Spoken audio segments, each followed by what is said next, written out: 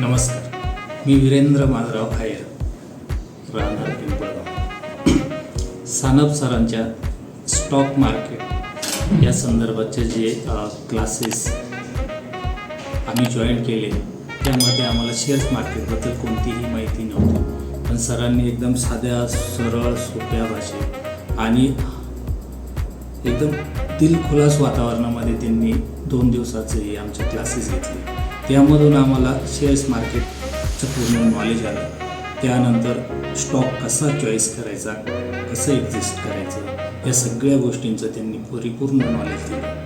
त्याचबरोबर सरांना आम्ही एक कमिटमेंट करतो का येत्या 5 वर्षात चांगल्यात चांगला पोर्टफोलिओ आम्ही बनवू आणि सरांच्या मनापासून